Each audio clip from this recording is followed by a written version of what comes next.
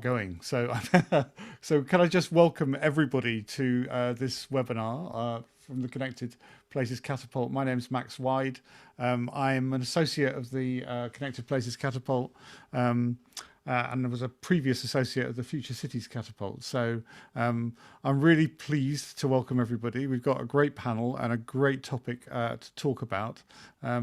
And that's, you know, in essence, the journey to net zero and how that's going, and how can understanding the past help inform the transition and help inform the journey that we're making. So I'm going to introduce the panel members now. So if I could have the next slide. So we have Philippa Oldham, who's Stakeholder Engagement Director at the Advanced Propulsion Centre, and she will introduce herself shortly. Dr. Carlos Lopez-Galviz, who is Senior Lecturer in the Theory and Methods of Social Futures at Lancaster University, and Victoria Lawson, Executive Director for Environment, Culture and Customer Services at the London Borough of Hounslow. So on behalf of the Catapult, can I welcome you three in particular, and thanks ever so much for making a contribution to our event. So I'm just going to say a couple of things by way of starting this. Could I have the next slide?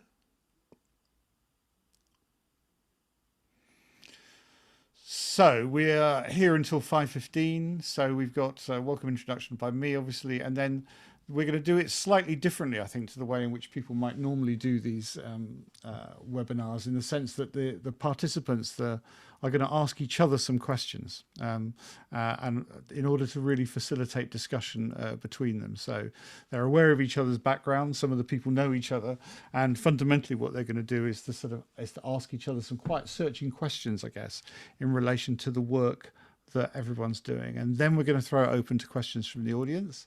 And I think the way we do that is that people write those questions into the chat, and we'll moderate those questions, and I will distribute those questions when we come to that particular moment. And then we'll go back round and get closing remarks from everybody and finish at 5:15. So that's our plan. That's our plan of campaign. Can I have the next slide, please? So this whole issue is about the journey to net zero, and let me just say right at the beginning, I'm not a techie. It's not my thing. I'm always a bit of an interloper into the catapult world, really. But what I work on and what I mostly advise organisations on are different forms of change, and ways in which we might inform that change. And this kind of change, the journey to net zero, is of course one of the most fundamental and one of the most challenging that faces us as a race, as a planet. And so it's something we really have to think about and get right. And I suppose I'm constantly exercised by how well we're doing in relation to that. So I advise a lot of organisations on transformation strategies. And in a way, this is no different. This is another approach to transforming the way in which people live their lives. And there is always a great hope that technology will save us, and things will come along, and largely by not needing to do much, things will get better as a result of technological inventions. I think history doesn't really show that to be the case, that technology gives people the opportunity to be able to change behaviours, but it doesn't solve problems for them. So could I have the next slide? So, and could you just progress that slide one? So there is someone who wrote a thing called Changing the Essence a while ago, a guy called William Beckard, who came up with this equation. He said, well, C equals A times B times D is greater than X. So let me just go through that for a second, and then let's think about that in the context of this question. So C is change. So what he was trying to say is the extent to which change will happen really is a function of the equation that follows. And he said, and this is fairly straightforward, but often forgotten, that first off, you have to create a level of dissatisfaction with the status quo. So people have to know there's a problem before you try and solve it. And that's either because the current circumstances are suboptimal or some great opportunity is being missed. And it feels to me very often when it comes to climate change and net zero, most of the planet get this. There are, of course, notable exceptions, but most people really get this and understand that this is something that we need to deal with. And if I think of my own sons, they're very aware of this and often kind of quite scared, really, by some of the consequences of the way in which the planet is currently heading. Times B, and so B then is a vision of what the future might look like, and how people might live in the future, and there is a question of how attractive that vision is to people, and the extent to which they wish to live by it and abide by it. And there, I think, it sometimes seems to me that there is something of an issue in the sense that people don't quite know, in order to facilitate better choices, what that future way of living is going to look like.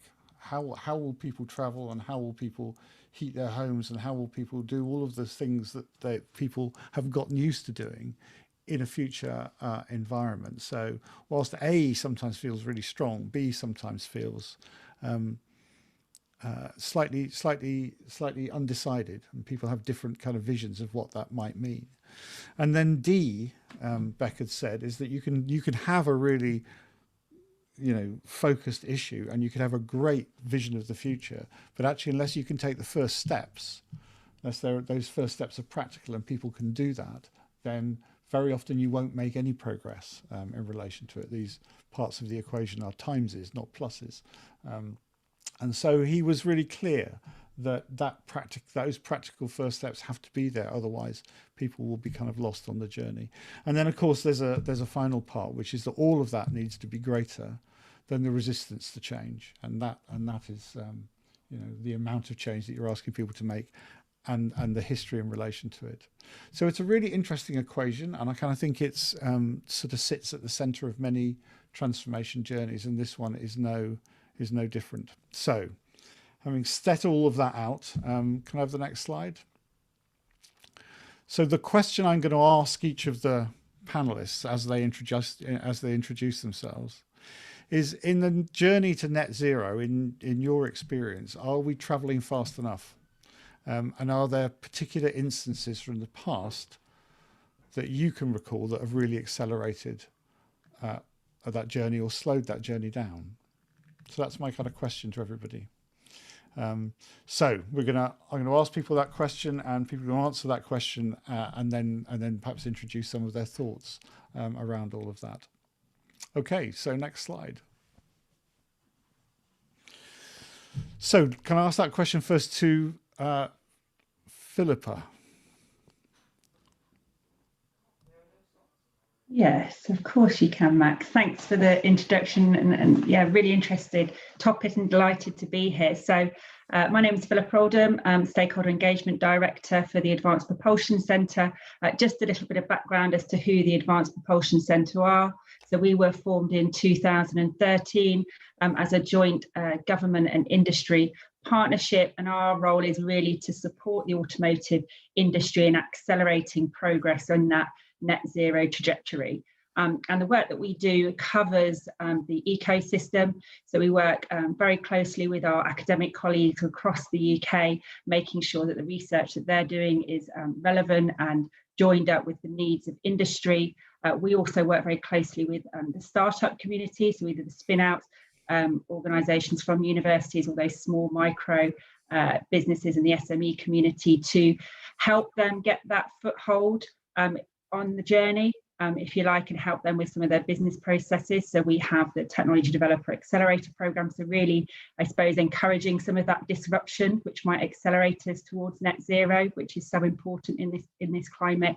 We then have our collaborative research and development competitions, which are very much aligned at that, pulling through the technology, so the later stages of the TRL, so supporting people like JLR and Nissan with their future technologies, as well as the off-highway and heavy-duty vehicles. And then finally, we have our Automotive Transformation Fund, which was announced last autumn, which is really helping de-risk the investments, so some of that capital investment, to really grow the supply chain and look towards things like battery manufacturing here in the UK. So help with growing that UK resilient, robust supply chain, which we very much need to hopefully reduce the bigger picture of emissions by using logistics all around the world to get our different components and things for our products. So really, to come back to your question, Max, and are there any examples? And I actually almost want to start with the end of the question first.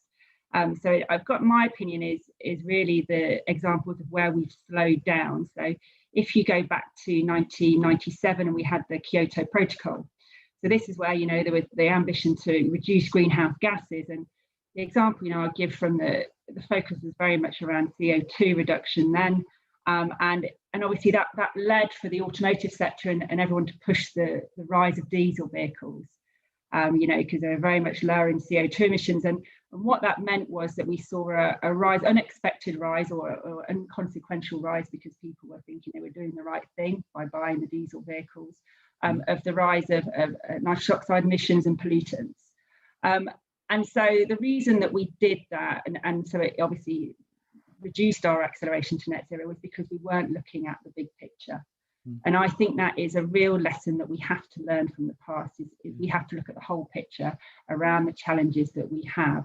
Otherwise, we won't learn from our mistakes, and we won't get there in a time that is both prevalent and as immediate as possible, really. But I'll come back to some of those points later as well. Yeah, no, thank you. That's really useful, and yeah, we can learn as much from mistakes really as we can from kind of positive things, can't we? Definitely. Okay, so thank you. I'm going to come to Carlos now and ask you the same question, Carlos. Thank you, Max, and thank you, Philippa. It's great to be here. I'm looking forward to the discussion of this panel. So just by way of a brief introduction. So as Max said, I'm based at Lancaster University. So I joined Lancaster in September 2015, and I joined to a very new initiative, which is a new Institute for Social Futures. So this is one of 3 new institutes which are part of the strategic vision of the university. And our starting point when thinking about the future is the social. And that probably sounds simple and sounds counterintuitive. But as Max was saying at the beginning, often images and ideas about the future are technology driven. And what we try and do is try and insert society, families, individuals, organizations, so social units into the thinking about the ways in which that future can become better, more inclusive, just, equitable, and so on and so forth. In my case, my research looks at the relationship of cities and infrastructure, and I look at that relationship in the past. So for example, in particular, 19th century London and Paris and the railways. So I look at that relationship in the past to try and inform the new relationships that we want to shape now in the future. So that's an important part of the work that we're doing in Lancaster. In relation to your question, which I think is a very timely and it's a very important one as well. I think I can answer that in 2 ways. One is if we consider a question of scale, so it matters whether we actually answer the question from a city, from a country, or from a region. And those different scales would actually suggest different ways of addressing and answering the question, whether we're fast enough, whether we could actually do better, and so on and so forth. And one interesting thing, and I'm looking at my notes in here, is that, for example, the Global Covenant of Mayors for Climate and Emergency and Energy, which is connected to an emergency, they're actually trying to recruit 1,000 cities in this race to net zero. And what's interesting behind that is that it shows the agency of a city, which is different, very significantly different from the agency of governments. So I think that a better integration between the different policies that cities and governments and regions can create, that's actually likely to produce the results that we're not always able to see when we actually do not consider the notion of scales.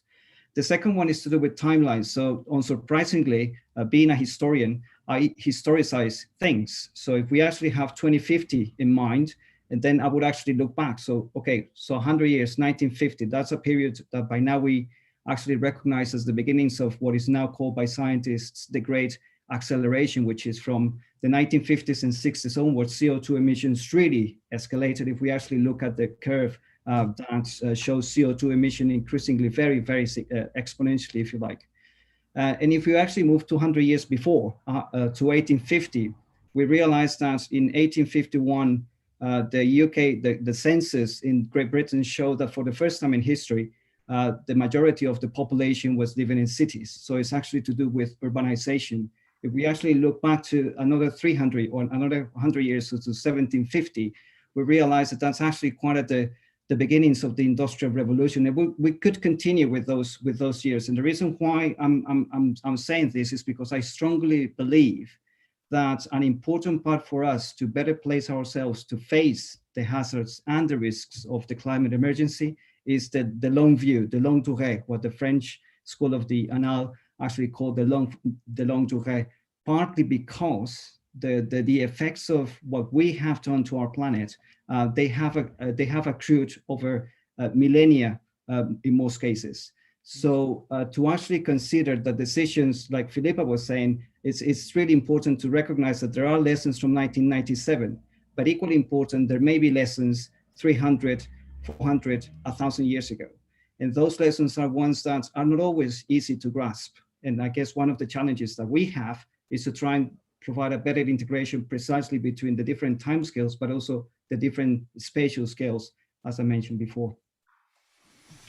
Wow, that is a really, really thoughtful answer, as I would expect. I particularly liked your thing about kind of visualizing the future, you know, and it's always a kind of interesting thing that whenever it's like if you Google future cities, you always find something that looks the same, you know. That's like, it always seems to be nighttime.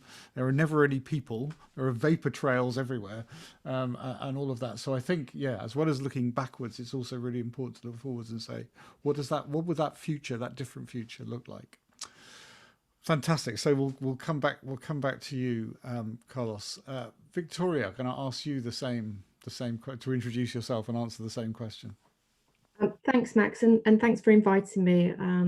So I'm Victoria Lawson. I'm the Exec Director for Environment, Culture and Customer Services at London Borough of Hounslow. So I work in local government, a slightly different perspective, looking at it from a community and resident point of view. But I think increasingly society is understanding the impacts of climate change and its potential consequences of inaction or slow action on the planet. And I think the challenge we have in local government is we've talked about it since probably Agenda 21, which was the concept of sustainable development. And, you know, if I'm honest and reflective about that, progress has been slower than expected. But I think if we look at that, it's due to more immediate priorities for local government, service delivery, austerity, tackling unemployment, an ever-changing list of priorities. And I think the reason these get tackled is because they're immediate, they're tangible. Climate change can feel really remote and distant. Yes. And if we think about the seismic nature of the challenge, you know, it's potentially overwhelming. So, you know, end of the earth sort of stuff. And it's quite a thought, really. And as a species, you know, I think, you know, depending on what you read, it points to our potential extinction. And I think people can find that overwhelming, that there may not be a future for future generations. And I think, does that challenge us in terms of our ability to act?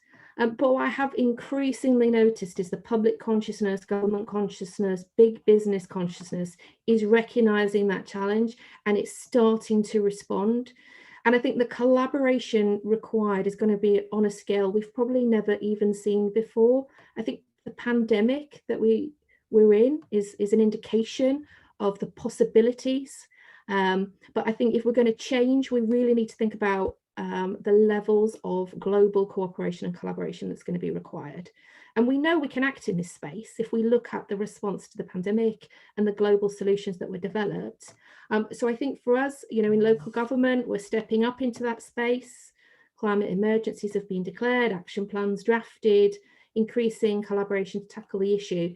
But I think we're going to need to really drive beyond what we've done before, beyond professional boundaries, beyond city boundaries, and recognizing that we've all got to play a part to play. And I think local government has demonstrated its sort of creativity and adaptability and innovation over the last decade. And I think we could be well placed to galvanize our communities and our community leadership to drive the change over the next 10 to 20 years. Thank you very much. And you know, if we needed a really fulsome example of what Beckett was talking about, it's like you can almost overdo you can terrify people so much they then don't know what to do. And so I kind of think that illustrates that really well. And as someone who spends much of his time in and around local government, that some of those first practical steps I think very often are generated at a local government level, because the job of government isn't always to do what people want, but to do what adds value to the public realm. And so that the work of government I think is really important in all of this. All right, so thank you for those introductions. I think that sets the scene really well. So there's a series of questions now. The way we're going to do this now is that members of the panel are going to ask each other questions about their work in order to illuminate the topic further. So I forget who's going first. It's Carlos who's going to ask the first question. I believe if we're following a bit of a script that we did beforehand. That's right, yeah. Just to show that we have prepared, yes. You have, indeed. So I think I'm the first one asking Victoria. Is that right? Yes. That's right. So my question, you just mentioned Victoria, which is the climate emergency plan. And I was checking for some of the information that you had on the website, which I actually found super friendly. So that's indeed kudos for that. But so I had two related questions in connection to that. The first one is, what have the consultations that were part of the Hounslow's climate emergency plan, what did they reveal? And what does net zero mean to the citizens of Hounslow? Thanks, Carlos. Two really interesting questions. So in Hounslow, we undertook a range of consultation and engagement events to develop our climate emergency plan. And we did it with residents, young people, businesses, and we actually had hundreds of people participate and comment. It might not sound like a lot, but actually hundreds is we're doing well when we can get that level of interest from our residents. And it revealed quite a lot. It revealed that people are really interested in the topic. There was a need and a want to understand. And there was definitely a strong sort of need to want to be able to make a difference and a contribution. But what it also did outline is there were very differing levels of understanding and what it means for them as individuals or businesses. And so, for example, our young people, around 95 of them said they were worried or a bit worried about climate change, but only 64% knew what the climate emergency was. And it's interesting that sort of language difference and understanding. I mean, there was also mixed views on our level of ambition, which is to be net zero by 2030. So about a third agreed with that, a third didn't, and a third thought it was about right. And I think that potentially indicates that our communities are in different stages in understanding the scale of the challenge presented by how we address climate emergency. And I think it absolutely flagged to me questions around how we communicate, the language we use, the ways in which we increase awareness and understanding. And something that was very resonant for me was when we started talking to people about what would a net zero lifestyle look like, what would be the change required to deliver that, it was often discussed through a deficit lens, so a sense of loss rather than difference. And it was very much that residents felt they would have to lose something in order to respond to the climate emergency, rather than behave differently and potentially their lifestyle and society being different. So that was a really interesting reflection. I mean, in terms of what does net zero mean to the residents of Hounslow, I'm not really sure it means all that much. And I think their level of understanding varies. And so we have some really extremely well-informed residents. They are absolutely fantastic. And we have some less so, but there's this sense of yearning and wanting to know more.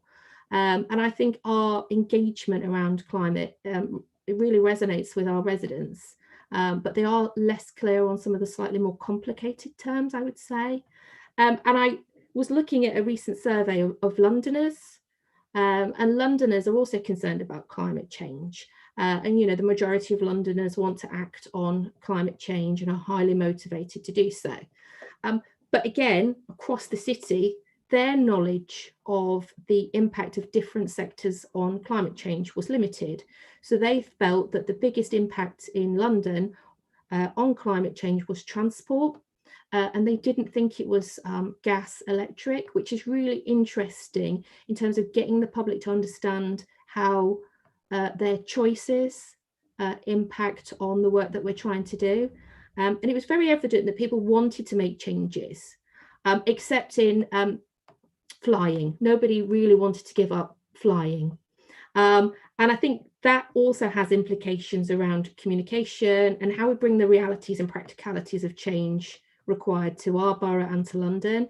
But I also think it means we need to reconsider the work that we're doing with sectors to support this changing lifestyle. So what would a green aviation sector look like? And would people be more willing to fly on a net zero plane or the leading green aviation company? Probably, rather than thinking I have to give up flying because that's my only contribution to climate emergency.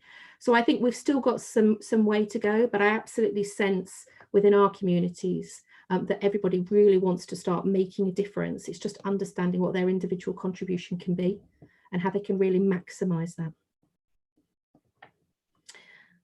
So that was Carlos's question to me.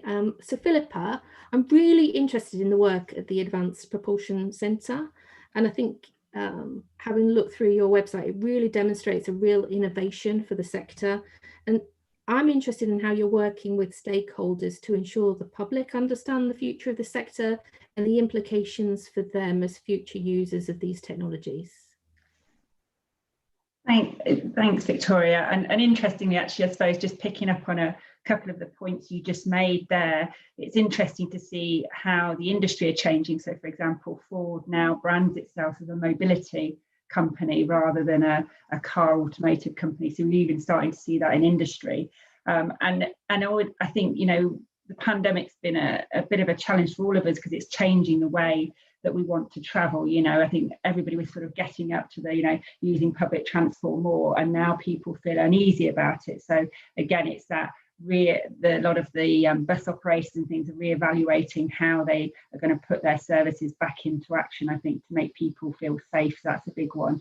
But I'm afraid in some ways I feel a bit of a bad person in the room, really, because initially we said that, you know, technology drives all of this and we don't really care what the consumer thinks. And in some ways, you know, as an organisation that, you know, we work with industry and government and academia to drive that, you know, and as I said, you know, we're there to accelerate progress. And whilst that activity is very collaborative, you know, we're working across to understand where the projection of the technologies are. So we do that across all the different the vehicle types, whether that be the buses or, you know, I mentioned the off-highway, so the tractors or agriculture sector, you know, what are they doing to decarbonise? And that is very much looking at predicting those technologies and looking at how we can accelerate them.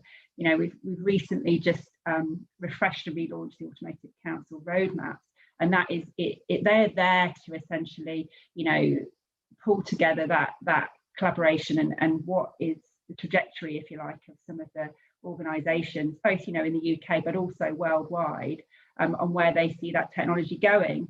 But, you know, they're there as a sort of a marker in the sand. You know, we hope people prove us wrong and come back to us and say, you know, actually we believe we can accelerate this battery chemistry much faster and increase the range of our vehicles and things like that much sooner. And you know, whilst, you know, you said, you know, hundreds doesn't sound very much, it is a lot of people. You know, in our roadmap development, we had 140 organisations, which is, you know, a good breadth across the supply chain, up and down it, from the small businesses to the large multinationals, and to get their views.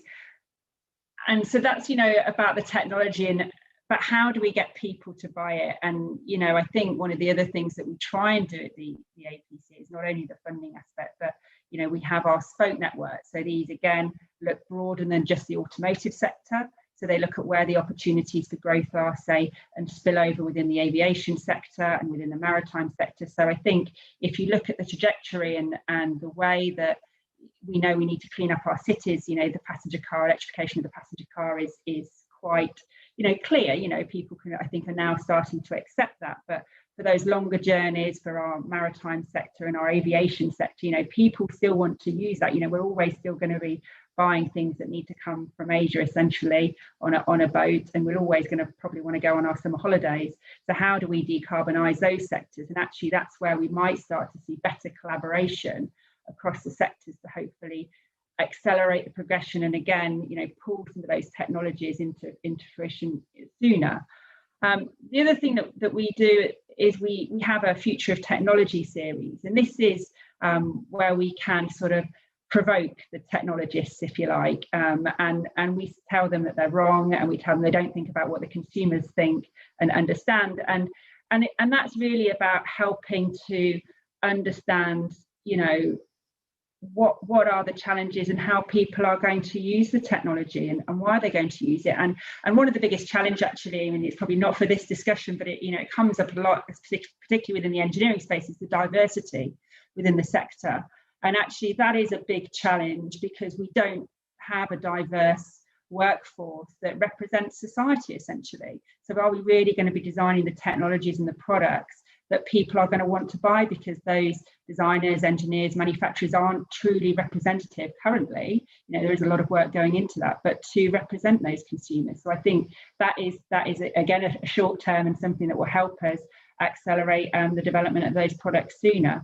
But I suppose whilst that's, you know, thanks for the question, Victoria, but it's kind of one of those I can't answer the consumer one. So it leads nicely into my question, really, to Carlos, because Carlos, you've talked about, you know, the world in terms of working across multiple cities, and what they're doing in terms of particular behaviours. And one of the things I'm keen to understand from the UK is there opportunities, clear opportunities, which we can do to accelerate ourselves on that net zero? Are there quick wins? I know before you're going to probably come back on me on the quick wins piece, but you know, what are the cities doing in terms of their infrastructure investments that, you know, maybe mean that we can learn from that and take some of those forward for the future? Thank you, Philippa. Yes, I won't say anything about the quick wins, but I think it's a very good question to ask in the sense that it places situations like a big city like London compared to Lancaster, or compared to Newcastle, or compared to Durham, or whatever. It means that there are differences between countries, but also within countries. And so, yes, there will be cities like Copenhagen or Stockholm, very ambitious. And I do remember in one of a gathering in Copenhagen, attending a meeting organized by the city council. And we actually got a presentation. This would have been probably 3-4 years ago. And at that point, so that reasons, they already had the 2025 net zero targets.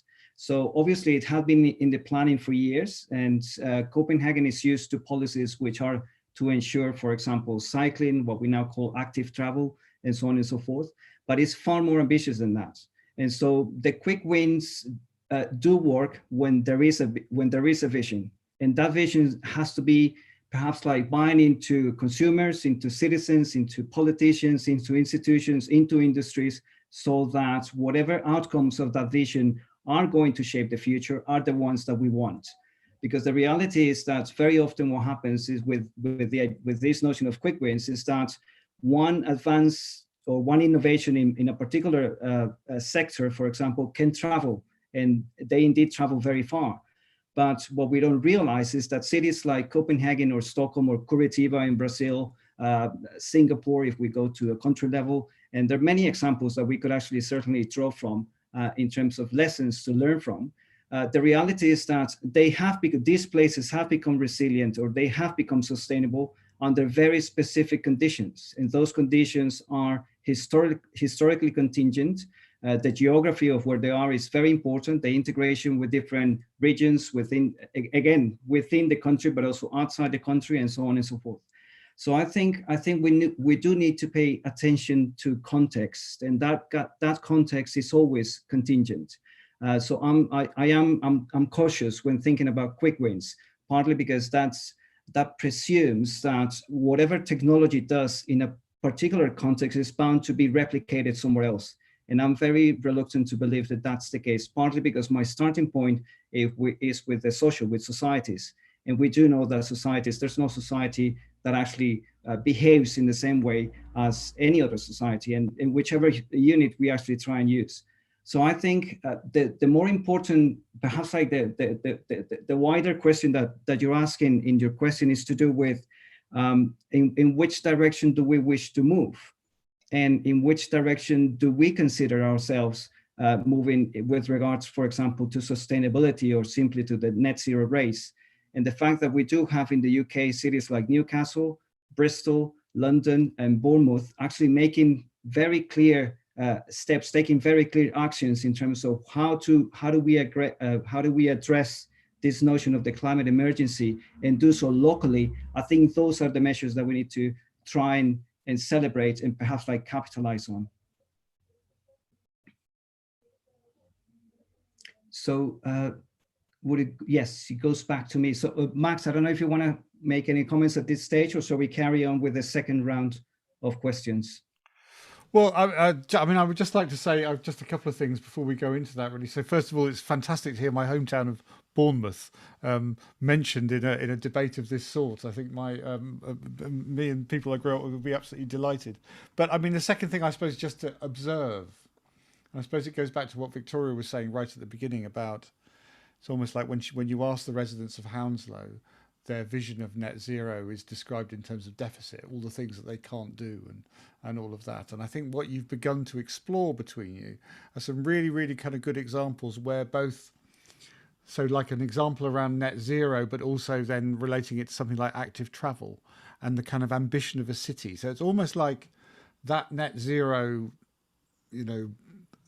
badge or banner kind of sort of isn't enough, that you have to kind of couple it with something else. You have to couple it with the way in which the city wants to be, with the way in which individuals want to be, because active travel, of course, is both beneficial in relation to the journey to net zero, but it's also beneficial to the individuals. So there's something here about coupling different motivations, and somehow that this sort of great goal that everyone agrees with, but no one kind of quite knows what to do with, needs to be related to other things somehow, needs to be related to personal or immediate advantage in order for things to happen. And that's some of the kind of questions are coming up, are beginning to sort of explore some of that. So that, I suppose that would be my kind of reflection right now,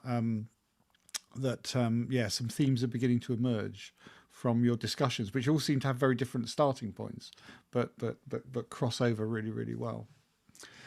So some questions are beginning to come in. We will explore those later, but I think it'd be useful now to go into the second round of questions. Victoria, were you going to ask something? I saw your screen. Okay, so I'll formulate my question. So this is to Philippa. In a world post the Dieselgate scandal and the UK's decision to ban the sales of new internal combustion engines from 2035, is electrification the true solution? So it kind of goes back, Carlos, to, I suppose, where I started, in the fact, the raising that we need to learn from some of our mistakes and look at the big picture, and bear in mind as well, what Victoria said about, the big picture can sometimes scare people off. How do we boil it down into big chunks? But the reason that I think we need to start thinking about this, and something we're starting to see definitely more from the general public, is the idea of sustainability. And we're all starting to talk more about it. And we're definitely starting to see, it's something that I've been very interested in for, a great many years in my workplace. But it's something that it's not been so prevalent in the industry. And one of the things that we are starting to see is that bigger picture, but that recognition that sustainability isn't just the environmental challenge, but also thinking about the social implications and the economic aspects of it. But one of the biggest challenges is, how do you control this globally? That can be a massive issue. And how do you break that down, from an environmental perspective, so everybody has the opportunity to make a difference?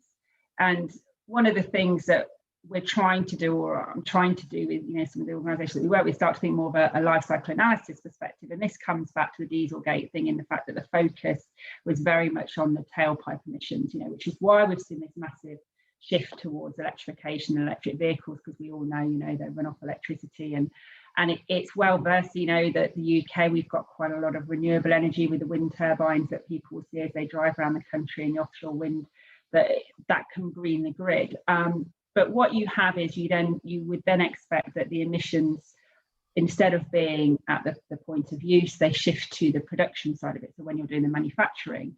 And interestingly, there are a number of organisations I've spoken to, and they've just said, well, you just need to clean the grid and make sure we're manufacturing using green energy, and then that solves that problem. But ultimately, you then think, well, actually, no, it doesn't, because you're still using a lot of rare earth elements, for example, within critical materials. within a lot of these new technologies. So batteries, for example, I know it's well versed about the lithium and the cobalt and the things that we're doing in terms of extracting them from the mine. So how do we think more sustainably and around the entire life cycle as we're developing our products? And it's interesting again, because a lot of people think the answer is just recycling. And recycling is one of the answers. But you also need to understand the amount of carbon and embedded emissions you have within those products once you've dug them out the ground and processed them to be a product or a subsystem of some sort. And, you know, it's not just because, you know, to recycle anything, you need to like crunch it up again to put it and extract all the materials, which again takes energy to do all that processing. And is that the best use of that energy? Can you repurpose it? Can you reuse it? And reuse those products. And this is something we're starting to see within the battery community in terms of actually, can you start to track where things are going? So for example, after the end of life of a battery, say in a vehicle, can we use it as within the home as a static storage system? And we are starting to see this. You know, Tesla, you know, has been very disruptive in the electric vehicle place, and it is starting to do this. BMW are now branding itself as, you know, the energy company. You're starting to see again these shift in business models of how organizations can start to think about this bigger picture. But I think it's that point, it's got to be a sustainable thought process right from the outset in terms of the designers in that discussion and decision over what materials are being used in the first place and the trajectory of where those materials might be used. And the only way that we will improve that knowledge is through the understanding of the fact that, you know, one sector's waste stream is another sector's resource, and understanding where we can plug those gaps and fill them in. And again, to do that effectively, it requires collaboration, it requires education. And it's not only education about the consumers in what they're buying, but also in how they're what they're designing, what they're choosing, the potentially the brands they're using in the future. And I think that whole life cycle perspective and circular economy approach is starting to gain more traction. But again, my slight concern at the moment is the focus is very much around the recycling agenda and not about the reuse, the repurpose, the remanufacturing, and actually starting to look at the total embedded emissions, which obviously all have a big part to play if we are going to meet these net zero emission targets going forward. But that's kind of, I think, what I'd say about an answer really to that, Carlos, and it's, you know, some people might shoot you down, but it's a real challenge. And I think, you know, this is going back to the aviation piece as well earlier, is that there are opportunities to create, you know, net zero fuels, for example. You know, we're seeing it in the off-highway side of it with biomethane tractors now, and there are opportunities to hopefully look at this. But it's, again, looking at how much renewable energy we have and what we're using it for. You know, where's the best value, if you like, of using that. And how many times, or how can you sustain the use of that energy once it's been put to a good use, essentially. So that's my point. But now I'm on to my question to Victoria. So Victoria, you talked and you touched on from the question from Carlos earlier about, you know, it's about consumers and businesses and individuals changing their behaviours. And you talked a little bit about what Hounslow are doing, but it's clear from what you've said, you know, everybody's sort of on a different starting point. So how do you almost unify everybody to get to the same level and also be traveling in the same direction? And also, how does the strategy that you've got in Hounslow fit to that wider London strategy and approach, you know, and where are the alliances? And I suppose then the bigger UK picture. Or do you feel as a borough you're kind of going it alone, I suppose? Thanks. Some big questions there, Philippa. So if I just take the question around behaviours first. So I think we've had some really interesting learning at Hounslow around how you go around influencing behaviours. So as part of the work in response to the pandemic, we've started to look at what our green recovery for Hounslow should be. And we're trying to learn from the reflections from the climate emergency action plan work that we had done. So, you know, very earnestly, we wanted to go out and talk to people about what green behaviours meant to them. So, you know, what does it mean for an individual, a household, a business and a neighbourhood? And we did that in partnership with an organisation called Collaborate CIC. And we began to develop this thinking using their manifesto for a collaborative society as a way of framing the work. And I think it was a really interesting exercise. And whilst we were able to sort of see the appetite from people from the community who wanted to be involved in the work and who wanted to work with us to sort of co-design what a green recovery would really feel like in Hounslow, the overriding view is we needed to create much more of a movement around this and to ensure that we were giving the space for it to be driven by the community and supported by the council. And so whilst it very much felt that the collaborative behaviours were there and that we'll be, you know, driving our green recovery forward, we very much realised it needed to be grounded in the work that was happening in communities, happening in neighbourhoods, so that they could see what it actually meant for them on a day-to-day basis. So, you know, we are starting to use this work to sort of galvanise and demonstrate and work with our communities and businesses on a local level to drive change. And I think, Max, this comes back to your point about nestling it into other ideas and innovations. So clearly one of the areas we've been looking at is what do neighbourhoods for the future look like? And how could we build upon the concept of the 15-minute city, you know, reflecting on the learning from the pandemic about the importance of proximity, place, space, but also about this sense of increasing the resilience of our communities for the future. And I think it sort of reflects probably my earlier point around awareness and learning. So sometimes we do this best by showing and doing and delivering, but tying it into that sense of wider ambition. And I think there's also a place in here for local government about how we can use our levers to make that difference. So how can we create innovation in sectors, green skills, green enterprise zones, and the like to really sort of underpin some of the behaviours change that we need to see.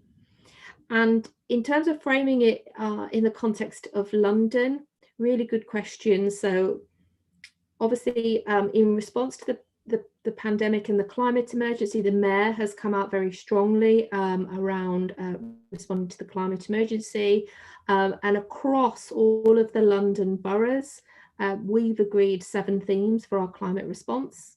And they're everything that you would expect, you know, retrofit, low carbon development, energy, transport, creating a low carbon economy, being green and resilient, and consumption emissions.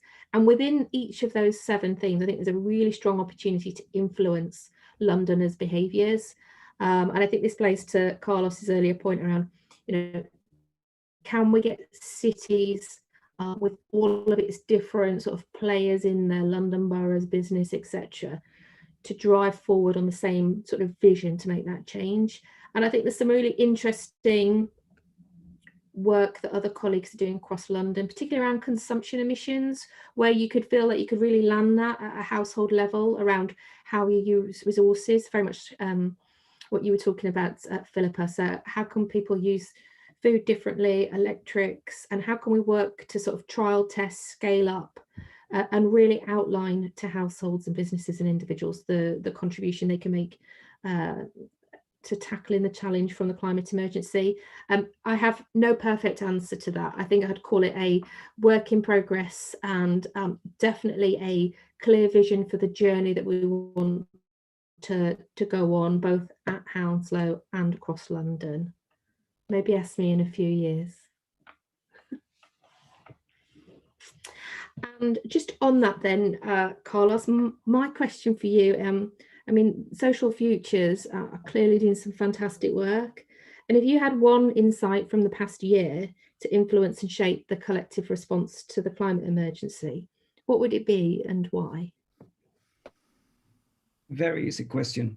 Thank you, Victoria.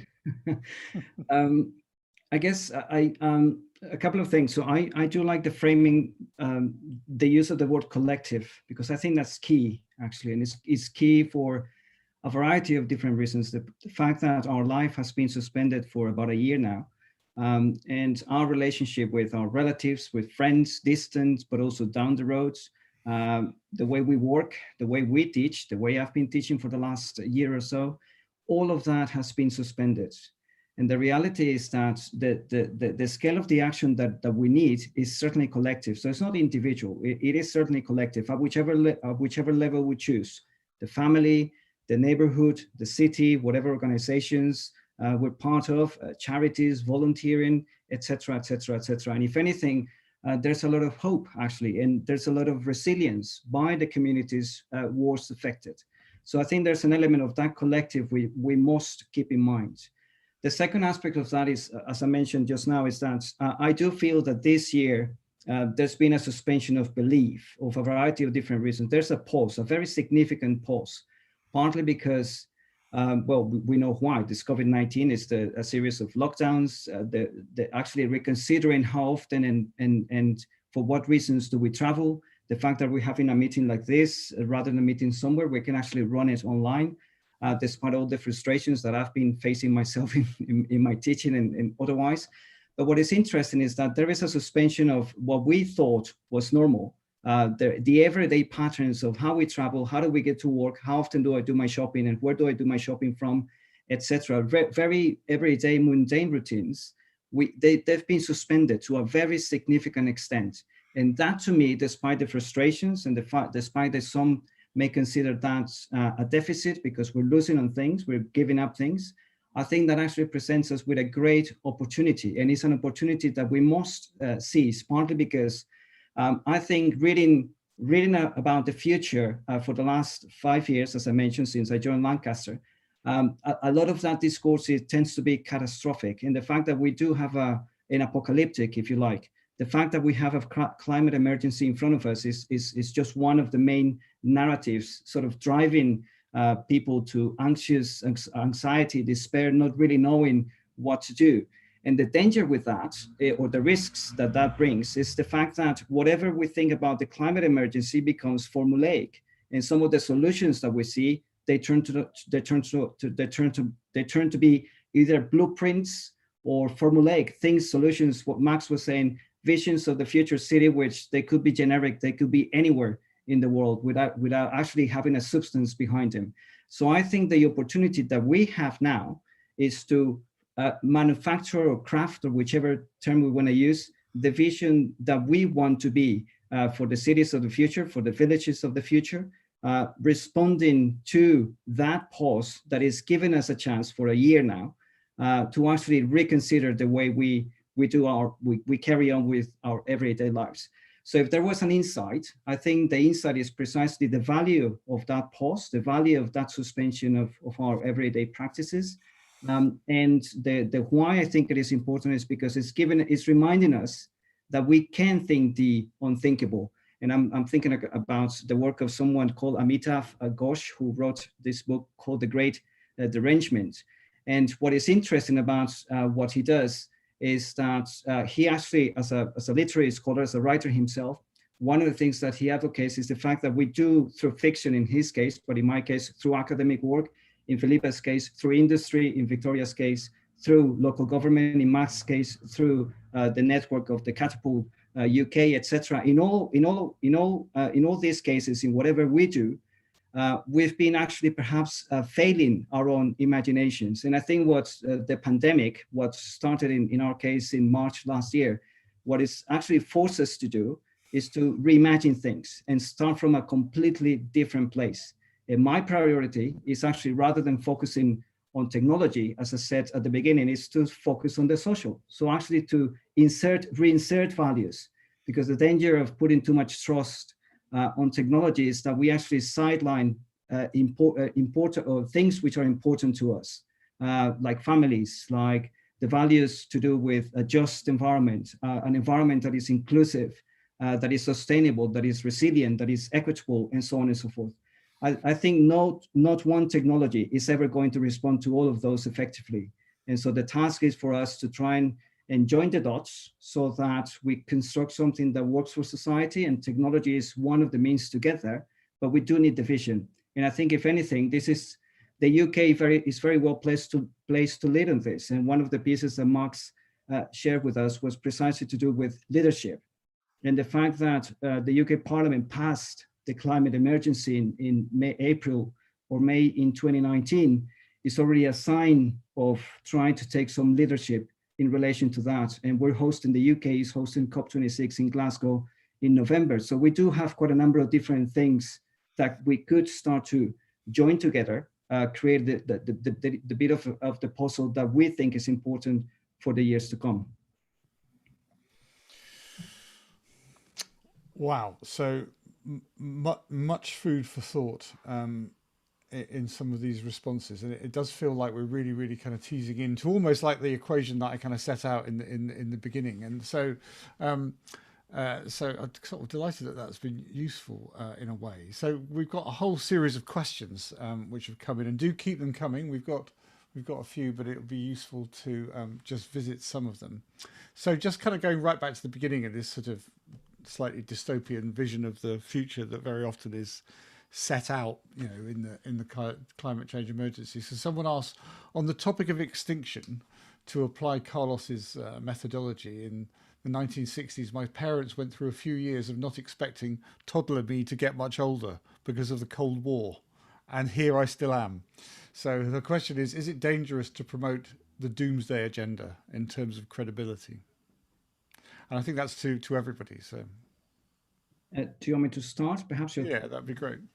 The short answer is sorry. Could you reframe? Could you remind us of the question, Max? So yeah, so someone's talking about really that her parents didn't kind of expect her to kind of, you know, as a toddler to get much older because of all of the stuff around the Cold War, and I suppose, you know, protect and survive, and, you know, the imminent end of the world almost all the time. And here I still am, she says. So is it dangerous to promote the doomsday agenda in terms of credibility?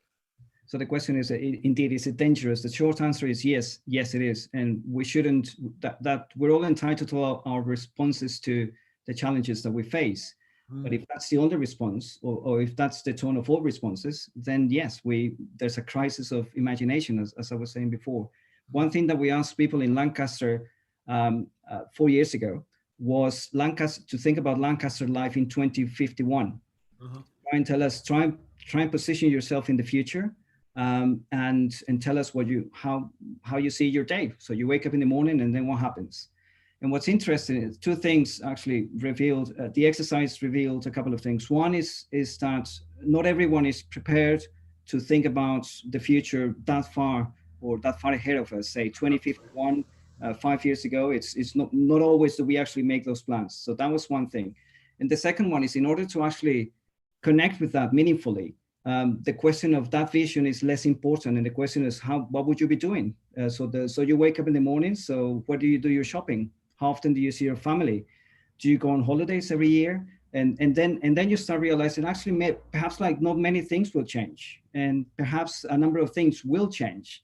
And the third thing that we actually discover is how important it is to consider generations, because the honest answer of perhaps the elderly, well, I won't be there, I won't be here, so your problem, not mine. So it's, and that's valuable. And for school children, it's the opposite. They engage with drawings and with some fantastic ideas.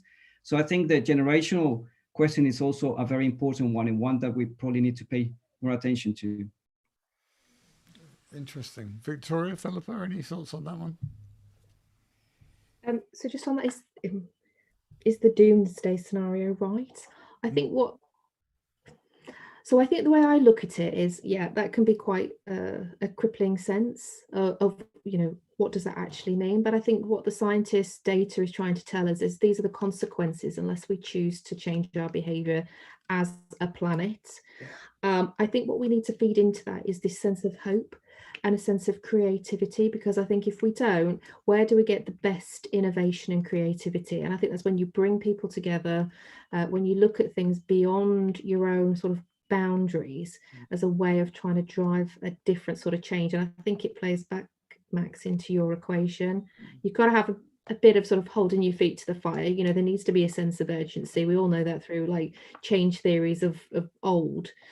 So how do we create that without stifling the innovation that we're going to need right across the globe? Thank you. Philippa, any thoughts? Yeah, I suppose from my side of it, you know, I do a lot of talks with schools and, you know, encouraging them to STEM and things.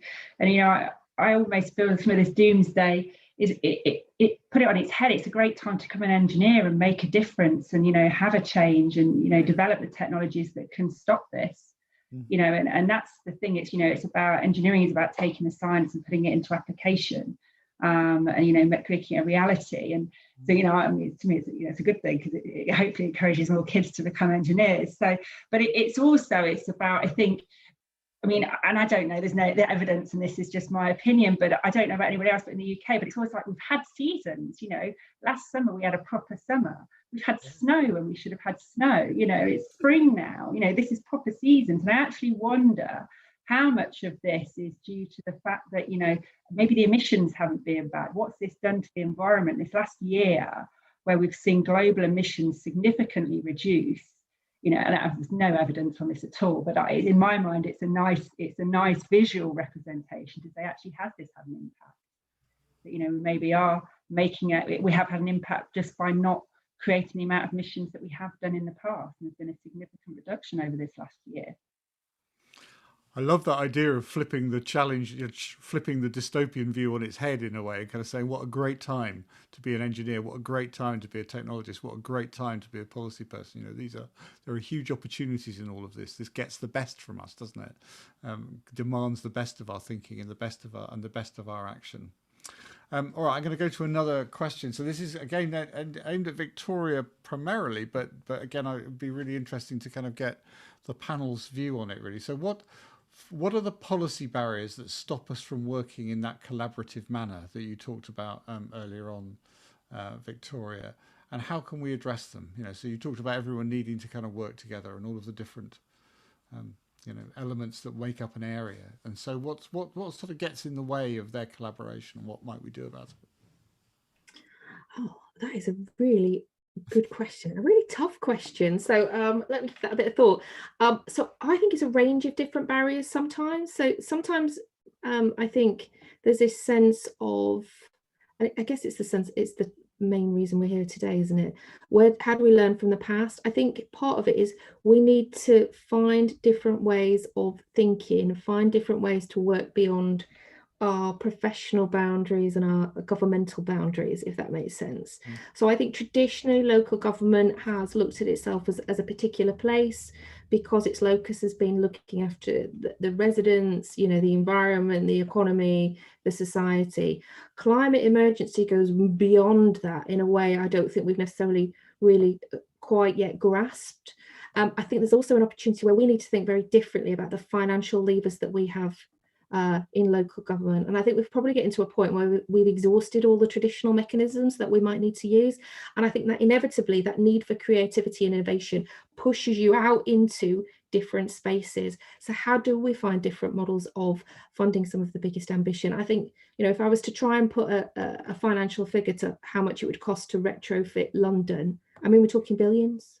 So how do we do, local government won't have that. So how do we collectively come to a solution on that? Because we're going to need it not just for London, but for New York, big cities that we're going to need to think about. And I think some of that will begin to happen over time. I think it's about making sure that we're all clear on our vision and our strategic direction as well, and seizing those opportunities. And I guess on a personal level, just let's not get some egos in the way of this.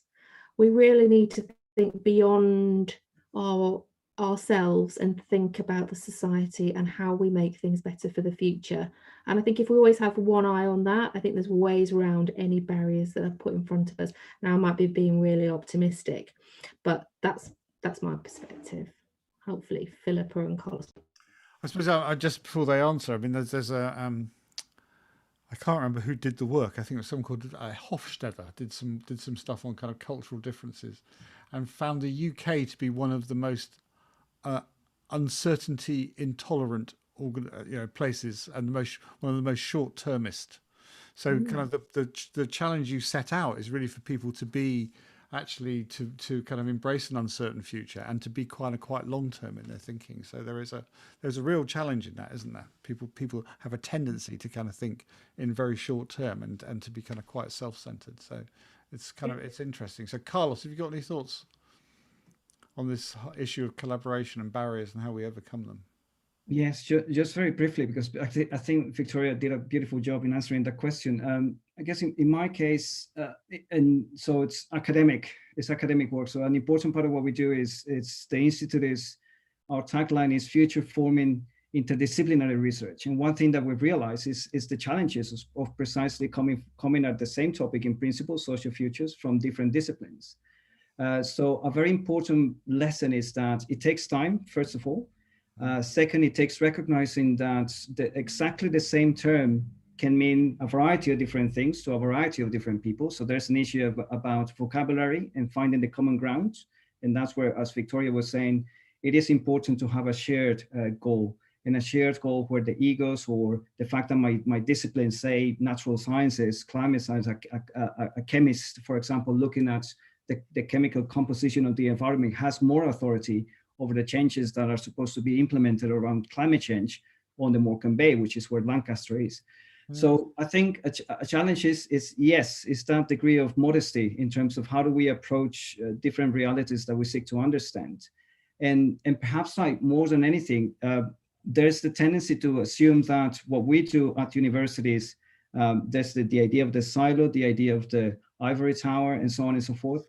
And I strongly resist that, partly because throughout my academic career, I've been engaging with a variety of different industries, with governments, with communities. And if anything, what is important to recognize is that we are all in the business of trying to respond as effectively as we can to a very big challenge, which is this climate emergency, the one that we're talking about.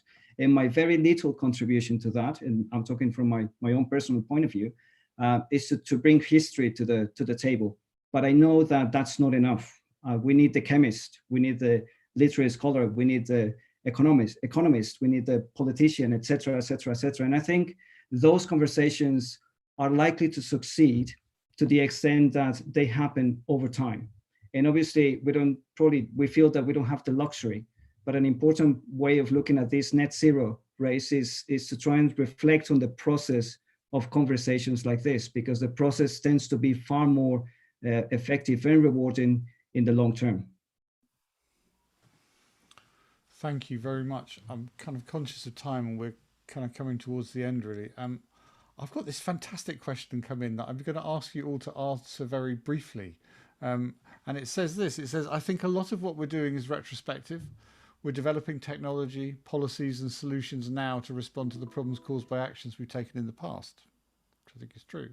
How can we help people to become better ancestors today and to think about the long-term consequences of the actions we're taking in the here and now?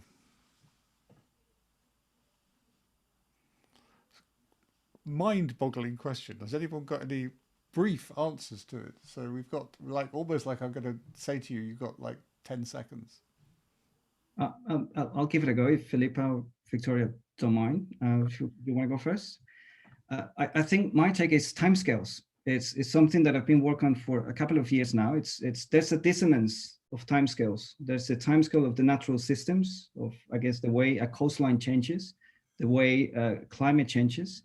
There's the timescale of the social and the built environment, each one of which would actually have a long history in most cases. And there's the timescales of, for example, the human imagination. And I think we need to train ourselves to be able to jump from one timescale to the other, because I think I think the question about how do we become better ancestors, that's an excellent question, and I don't think there's an easy answer to that. But I would like to hear what Philippa and Victoria have to say about that too. Yeah, I think that's a really good question. And I suspect the reason we're all struggling with it is maybe we don't, I'm thinking about myself personally, maybe we don't do that as well as we think. I think there's been lots of examples over, history where we've designed for what we think is that we've designed for the issue now. It's taken 10 years to deliver and it's out of date. I think this sense that Carlos was talking about how can we future, I think I was listening to it about this sense of futuring. How can we really see ourselves in 2030? I think that exercise you do with your students, Carlos, around what does it look like in 2051 is a really interesting way to get us to really stretch our imagination out of the short term, which I think Max, you were saying, into something that's much more long term. I think that's a brilliant question, and no doubt Carlos is going to give it a lot of thought in his work. I'm expecting a paper, so watch this space. Brilliantly. So can I just add? Finally, Philippa, yeah. Yeah, I just add. I suppose I always remember going back to something I heard from a futurologist. You know, the fact he said he loved being a futurologist because he could tell you what the future was going to be, and the whole point was he got everything wrong, and nobody could pick him up on it. But I mean, I kind of go back to my point. I think if we start thinking more holistically and from a circular economy perspective, at least in some ways that gets us thinking about why we're developing things and what materials we're using and how we're processing them. So hopefully it starts us thinking about our energy use and our consumption and the designers and what they're doing. So, that holistic approach is something that I hope individuals start to take, but also it's this collaborative and learning from one another, and actually links to the previous question, which is one of the things that I've noticed over the sort of last 10, 15 years is the breaking down of silos. So I've worked in defense industry, aero, auto, and they were very, there was a lot of egos across each of those sectors, and they were very, you don't understand my sector, you've never worked in this area. And actually a lot of challenges are very similar across the different sectors. And it comes back to what Carlos was saying as well about language. Sometimes it's just about putting it in the right language for those individuals to understand. But so there's a real opportunity, and I think we're starting to see it. And I don't know whether it's because it's coming almost bottom up from the younger generation being, more open-minded and thinking more about sustainability and what they can do to hopefully reduce the impacts of climate change. But you're starting to see this breakdown between the silos and people collaborating more. And also, I think it's because we've got a real problem. We need a lot of innovation quickly to develop some of these technologies. So people are having to look elsewhere for expertise to try and get those ideas in to develop the future solutions. So that's kind of my thought on the situation. Fantastic. I think we are pretty. That's really useful discussion, and thank you so much to everybody. I think we've got a final slide, Gail. Do we on upcoming events? I think this is where I do my kind of Gary Lineker point and kind of talk about upcoming matches. So I hope you've enjoyed today, and I hope you will continue to join us for some of these events. There's a whole kind of bunch of things which are upcoming, which you can book onto. I was thinking about today's thing about what's our first steps and how do we begin to kind of create some of that desirable future. So the bit at the end there about innovative financing's potential to drive sustainability, I think is a really interesting one. But there's a whole other bunch of things that people can book onto Connected Places Catapult. And I think it's true, Gail, that we'll be sending today's slides out to people who booked on. So I think it only really remains for me to thank our panel for their contributions and for their really thoughtful answers, and to kind of addressing my Beckett's equation